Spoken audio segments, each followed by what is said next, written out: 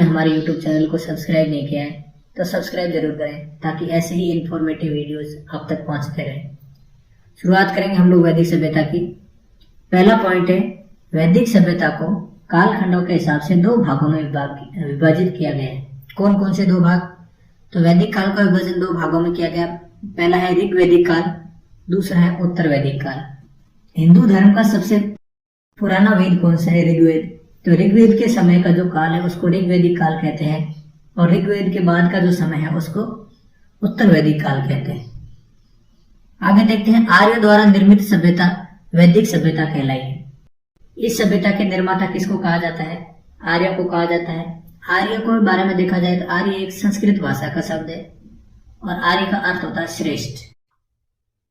और आर्य ने सर्वप्रथम अपनी बस्तियां कहां पे बसाई थी? तो पंजाब और अफगानिस्तान क्षेत्र में। तो आर्य सबसे पहले आकर पंजाब और अफगानिस्तान में आके रहने लगे थे। आगे देखते हम लोग, मैक्स मुलर ने आर्यों का मूल निवास मध्य एशिया को माना है। मैक्स मुलर एक पुरातत्वविद थे जिन्होंने आर्यों के जो है निवास या आर्य का आगमन कहां से माना है? मध्य एशिया से या फिर मिडिल ईस्ट से माना है। आगे है, आर्य द्वारा विकसित सभ्यता ग्रामीण सभ्यता थी। वैदिक सभ्यता किस प्रकार की सभ्यता थी? ग्रामीण सभ्यता थी। उससे पहले हम लोगों ने सिंधु घाटी सभ्यता के बारे में पढ़ा, वो एक नगरीय सभ्यता थी। और आर्यों की भाषा क्या थी? आर्यों की भाषा संस्कृत थी। आगे देखते हैं, आर्यों के प्रशासनिक इकाई का आरोही क्रम। आरोही क्रम मतलब छोटे से बड़ा। तो प्रशासनिक इकाइयों का आरोही क्रम क्या है? तो सबसे छोटी इकाई होती थी कुल, उसके बाद होती थी ग्राम, उससे बड़ी विश्व, उसके बाद जन, और सबसे बड़ी इकाई क्या होती थी? राष्ट्र। तो वैदिक सभ्यता की सबसे छोटी इकाई या सबसे छोटी प्रशासनिक इकाई क्या होती थी? कुल, और उस सबसे बड़ी इकाई राष्ट्र। बीच में देखा जाए तो कुल, ग्राम, विश्व, जन और राष्ट्र। ग्राम के मुखिया को ग्रामीणी, विश्व के प्रधान को विश्वपति, जन के शासक को राजन कहा जाता था। ध्यान रखेंगे, जो ग्राम का मुखिया था उसको ग्रामीणी, विश्व का प्रधान होता था उसको विश्वपति, और जन का जो शासक होता था उसको कहा जाता था राजन, और कुल का जो मुखिया होता था उसको कहा जाता था कुलीप या कुलक कहा जाता था। आगे देखते हैं, सूत, रथकर और कंपादी। सूत, रथकर और कंपादी आदि अधिकारियों को जो है किस नाम से जो है जाना जाता था? रत्नी के नाम से। आदि को रत्नी कहे जाते थे। इनकी संख्या जो है, रत्नी की संख्या कितनी होती थी? राजा सहित जो है वो 12 हुआ करती थी। तो पूछा जाए कि वैदिक सभ्यता में रत्नियों की संख्या कितनी थी? तो राजा के समय टोटल रत्नी कितनी हुआ करते थे? 12। आगे देखते हैं, वाजपति गोचर भूमि का अधिकारी होता था। गोचर भूमि जो गायों के चरने के लिए भूमि होती थी उसको गोचर भूमि कहते हैं, और उसके अधिकारी को क्या कहा जाता था? वाजपति। उन जो है अपराधियों को पकड़ने का काम करता था। अपराधियों को पकड़ने का काम कौन करता था? उन। सभा और समिति राजा को सलाह देने वाली संस्थाएं थी। तो ध्यान रखेंगे, राजा को सलाह देने वाली प्रमुख संस्थाएं कौन कौन सी थी? सभा और समिति। सभा जो है वो श्रेष्ठ और संभ्रांत लोगों की संस्था थी, वहां के कुलीन लोगों की संस्था थी, जबकि समिति जो है वो सामान्य जनता का प्रतिनिधित्व करती थी। इसके अध्यक्ष को जो है वो समिति के अध्यक्ष को क्या कहते थे? ईशान कहा जाता था। आगे देखते हैं, युद्ध में कबीले का नेतृत्व राजा करता था। जब कभी भी युद्ध होता था तो उस कबीले का नेतृत्व कौन करता था? राजा करता था। युद्ध के लिए जो है एक गविष्टि शब्द का जो है बहुत बार प्रयोग किया जाता था। और गविष्टि का अर्थ क्या होता है? गविष्टि का अर्थ है गायों की खोज। वैदिक सभ्यता में गायों को पवित्र पशु माना गया है, तो ज्यादातर युद्ध जो होते थे वो गायों को लेकर ही होते थे। तो वहां पर कौन सा युद्ध शब्द यूज किया जाता था? गविष्टि, और गविष्टि का अर्थ होता है गायों की खोज। 10 राज्य युद्ध बहुत ही महत्वपूर्ण पॉइंट है। 10 राज्य युद्ध के बारे में कहीं ना कहीं एग्जाम्स में पूछा भी जरूर जाता है। 10 राज्य युद्ध का उल्लेख ऋग्वेद के 7 मंडल में किया। 10 राज्य युद्ध का उल्लेख ऋग्वेद के 7 मंडल में किया गया है, और यह युद्ध पुरुषनी नदी के तट पर हुआ। पुरुषनी नदी वर्तमान में रावी नदी को ही पुरुषनी नदी कहा जाता है। किस नदी को ऋग्वैदिक काल में या फिर वैदिक काल में नदियों के क्या नाम थे? ये पॉइंट्स भी जो है इस वीडियो में ऐड किए गए हैं, तो आप जो है वीडियो को अंत तक जरूर देखें। तो ये रावी नदी के तट पर जो है सुदास और 10 जनों के बीच लड़ा गया है, और जिसमें जो है कौन विजय हुआ? सुदास विजयी हुआ। तो दशरागी युद्ध, जिसका वर्णन जो है ऋग्वेद के 7वें मंडल में है, युद्ध पुरुषनी नदी के तट पर हुआ, सुदास और 10 जनों के बीच में हुआ। और युद्ध कौन जीता? सुदास। ऋग्वैदिक समाज जो है वो 4 वर्णों में विभाजित था। ये हम देखते हैं 4 वर्णों में विभाजित था। और ये 4 वर्ण कौन कौन से थे? ब्राह्मण, क्षत्रिय, वैश्य और शूद्र। ये 4 वर्णों में जो है ऋग्वैदिक समाज जो है विभाजित था। लेकिन ये ध्यान रखेंगे, ये विभाजन जो है व्यवसाय पर आधारित था। ये जन्म पर या फिर जाति आधारित कोई व्यवसाय नहीं था, या फिर कोई वर्ण में जो है विभाजन नहीं था। ये विभाजन जो है व्यवसाय के अनुसार होता था। ऋग्वेद के 10वें मंडल में पुरुष सूक्त में जो है चतुर्वर्ण का उल्लेख किया गया है। ऋग्वेद के 10वें मंडल के पुरुष सूक्त में चतुर्वर्ण का उल्लेख किया गया है। चतुर्वर्ण का अर्थ है 4 वर्ण। और 4 वर्ण हमने अभी देखे, ब्राह्मण, क्षत्रिय, वैश्य और शूद्र। इनके बारे में क्या वर्णन किया गया है कि ब्राह्मण जो है ब्रह्मा के मुख से, क्षत्रिय उनकी भुजाओं से, वैश्य उनकी जांघों से और शूद्र उनके पैरों से उत्पन्न हुए हैं। ध्यान रखेंगे, ब्राह्मण मुख से, क्षत्रिय भुजा से, वैश्य जांघों से और शूद्र जो है वो चरणों से पैदा हुए हैं। आगे देखते हैं, आर्यों का समाज जो है वो पितृ प्रधान समाज था। सिंधु घाटी सभ्यता का जो समाज था वो एक मातृ प्रधान समाज था, हमने देखा था। और वैदिक सभ्यता का जो समाज था वो कैसा था? पितृ प्रधान समाज था।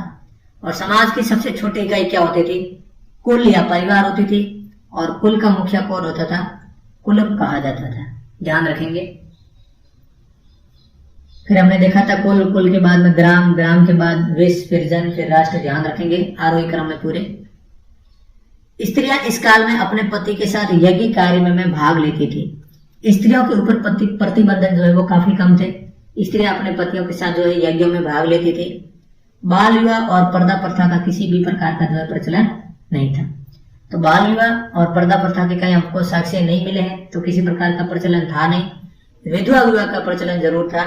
मृतक जो है, विधवा जो थी वो अपने मृतक पति के छोटे भाई से विवाह कर सकती थी। उसको जो है उसके ऊपर भी ज्यादा प्रतिबंधन नहीं थे। वो जो है विधवा विवाह का भी जो है प्रचलन था। स्त्रियां शिक्षा ग्रहण करती थी। ऋग्वेद में लोप मुद्रा, घोषा, सिक्ता, आपला, विश्वास जैसी विदुषी स्त्रियों का वर्णन किया गया है।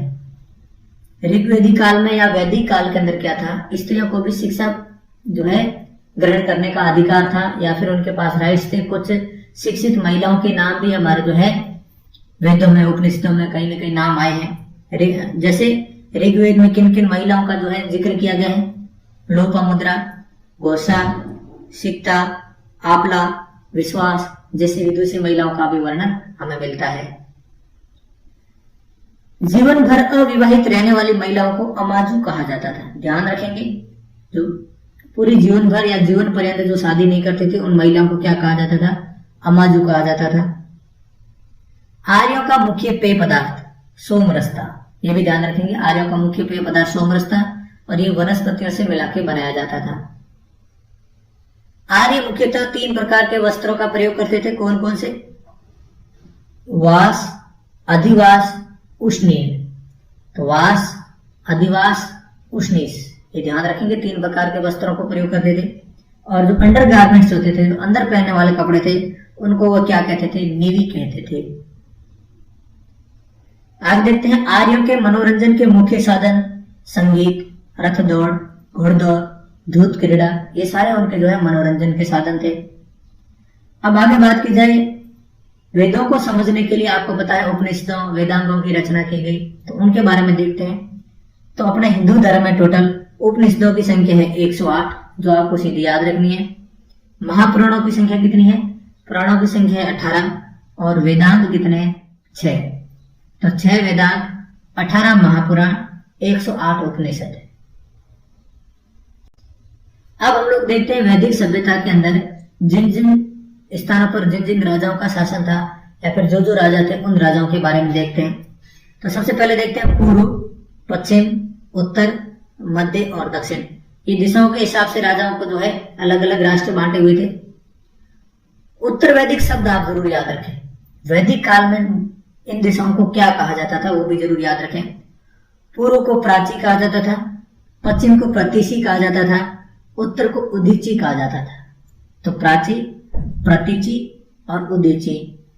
और सम्राट या राजाओं के नाम ध्यान रखें। तो पूर्व में जो राजा था उसका नाम था सम्राट, पश्चिम के राजा का नाम था सौराष्ट्र, उत्तर के राजा का नाम था विराट, मध्य के राजा का नाम था राजा और दक्षिण का राजा कौन था? भोज। तो सम्राट, सौराष्ट्र, विराट, राजा और भोज। आगे हम लोग देखते हैं आर्यों का मुख्य व्यवसाय था पशुपालन और कृषि। तो अगर एक ही ऑप्शन आए तो हम लोग ये कहेंगे कि आर्यों का मुख्य व्यवसाय पशुपालन था और पशुपालन के साथ ही उनका मुख्य व्यवसाय और क्या था? कृषि था। गाय की हत्या करने वाले या उसे घायल करने वाले के लिए वेदों में मृत्यु दंड अथवा देश से निकाले जाने की व्यवस्था की गई थी। तो गायों को मैंने पहले ही बताया आपको बहुत ही पवित्र पशु माना जाता था वैदिक सभ्यता में। तो जो व्यक्ति गाय की हत्या करता था या गाय को जो है वो घायल करता था तो उसको जो है मृत्युदंड या फिर उसको जो है उस देश से निकाल दिया जाता था। आर्य द्वारा खोजी गई धातु लोहा थी।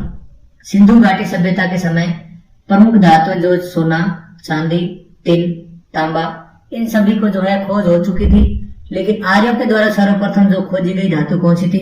वो थी लोहा। और लोहे को आर्य किस नाम से जानते थे ये भी ध्यान रखेंगे, श्याम अयस्क के नाम से जाने जाते थे। तो लोहे को आर्य क्या कहते थे? श्याम अयस्क। और तांबे को जो है वो क्या कहते थे? लोहित अयस्क। दोनों ही पॉइंट ध्यान रखेंगे। आर्य ने जो है वो लोहे की खोज की और लोहे को वे जो है श्याम अयस्क कहते थे और तांबे को आर्य क्या कहते थे? लोहित अयस्क कहते थे। आगे देखते हैं व्यापार हेतु दूर दूर तक जाने वाला व्यक्ति पणी कहलाता था। तो जो है आर्य समाज का या वैदिक सभ्यता का जो व्यक्ति व्यापारी था, जो दूर दूर तक जाके जो है व्यापार करता था, उसको क्या कहते थे? उसको पणी कहा जाता था। लेन देन में वस्तु विनिमय की प्रणाली प्रचलित थी।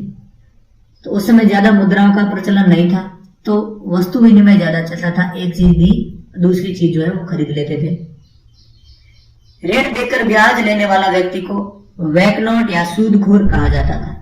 मोस्ट इंपोर्टेंट क्वेश्चन है या फिर इंपोर्टेंट पॉइंट्स यहाँ से बन सकता है कि जो व्यक्ति ऋण लेकर या दूसरों को जो पैसे उधार देता था ब्याज के बदले, उस व्यक्ति को क्या कहा जाता था?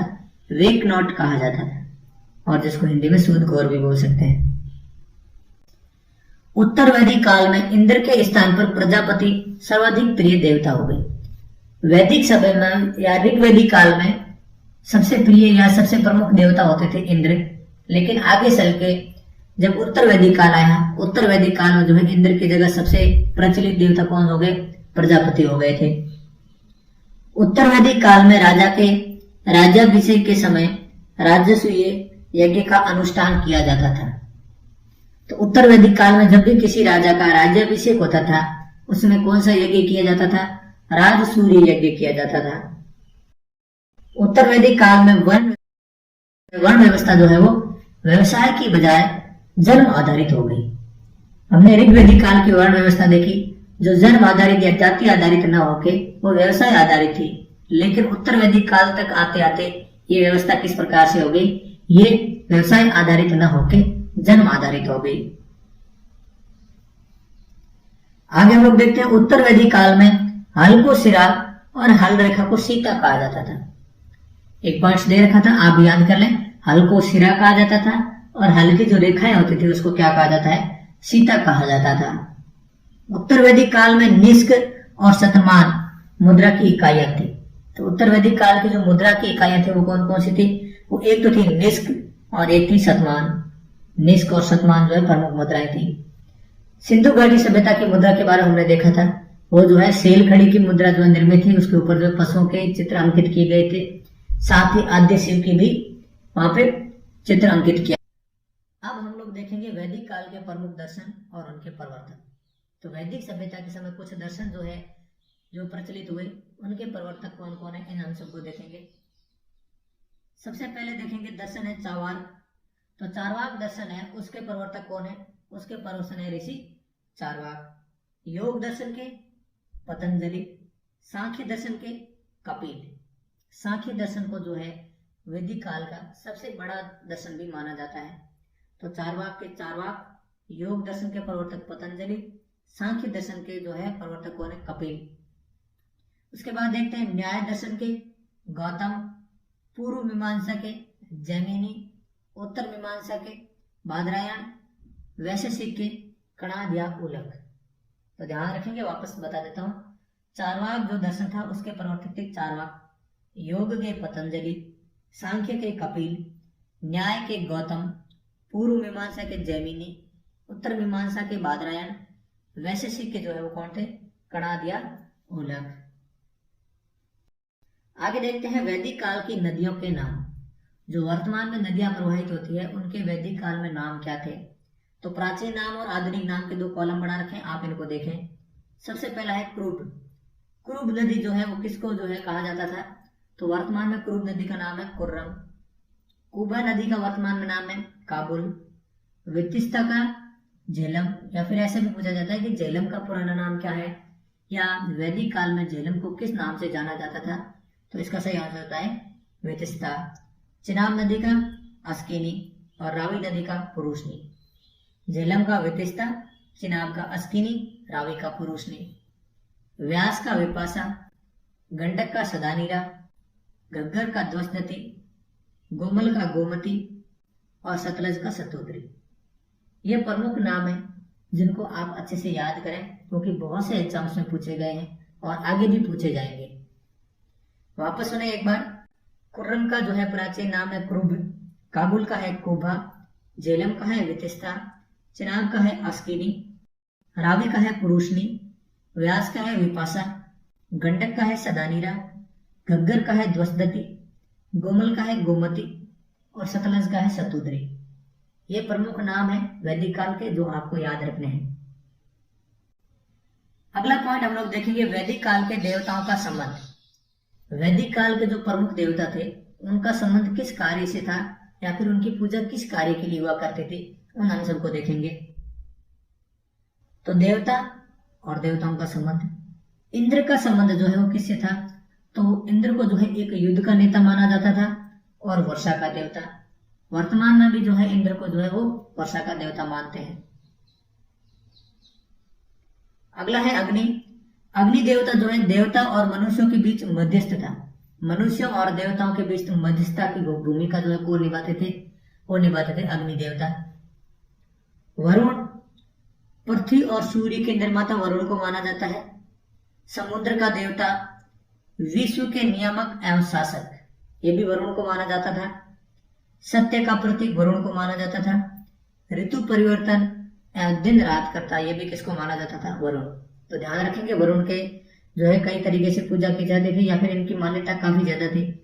पृथ्वी और सूर्य के निर्माता, समुद्र के देवता, विश्व के नियामक एवं शासक, सत्य का प्रतीक, ऋतु परिवर्तन एवं दिन रात करता भी किसको माना जाता था? वरुण देवता को माना जाता था। अगले है देव। देव देवता कौन थे? वो थे आकाश के देवता और सबसे प्राचीन, वैदिक काल के सबसे प्राचीन देवता के नाम से भी किसको जानते हैं? देव को। और अगले देवता है सोम। सोम को वनस्पति देवता के नाम से भी जानते हैं। आगे कुछ और नाम है। उषा। उषा जो है प्रगति एवं उत्थान के देवता माने जाते हैं।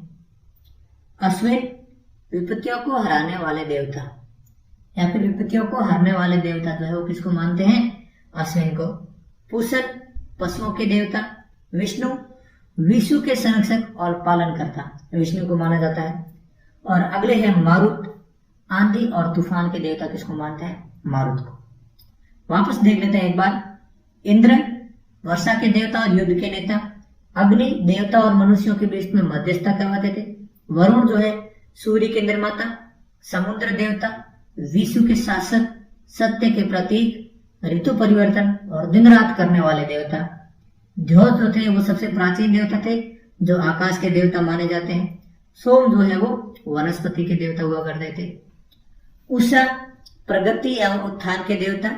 अश्विन, विपत्तियों को हरने वाले देवता। पूषण, पशुओं के देवता। विष्णु, विश्व के संरक्षक और पालनकर्ता। और मारुत, आंधी और तूफान के देवता। कुछ पॉइंट आगे और है जिनको हम और देख लेते हैं।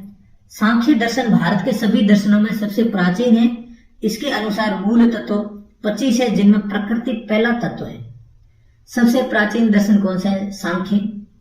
और सांख्य दर्शन जो है इसमें टोटल कितने तत्व है? 25 तत्व माने गए। और जिसका सबसे पहला तत्व कौन सा है? प्रकृति। सत्यमेव जयते जिसको किस उपनिषद से लिया गया है? उपनिषद देख लें, 108 उपनिषद है जिसमें एक मुंडक उपनिषद है। सत्यमेव जयते शब्द को जो है वही मुंडक उपनिषद से लिया गया है। और इसी उपनिषद में यज्ञ की तुलना टूटी हुई नाव से की गई है। ध्यान रखें, सत्यमेव जयते शब्द मुंडक उपनिषद से लिया गया है और मुंडक उपनिषद में ही जो यज्ञ होते थे उन यज्ञों की तुलना किससे की गई है? टूटी हुई नाव से। गायत्री मंत्र किसको समर्पित है? भगवान सूर्य को या फिर सावित्री को समर्पित है। और सावित्री जो है भगवान सूर्य को ही कहा जाता है। तो गायत्री मंत्र सावित्री नामक देवता को संबोधित है जिसका संबंध जो है वो ऋग्वेद से है। गायत्री मंत्र ऋग्वेद में हमने ये पढ़ा था और हमने ये भी पढ़ा था कि किस मंडल में है? तो गायत्री मंडल का उल्लेख ऋग्वेद के 3रे मंडल में किया गया है। उत्तर वैदिक काल में कौशाम्बी नगर सर्वप्रथम पक्की ईंटों का प्रयोग किया गया।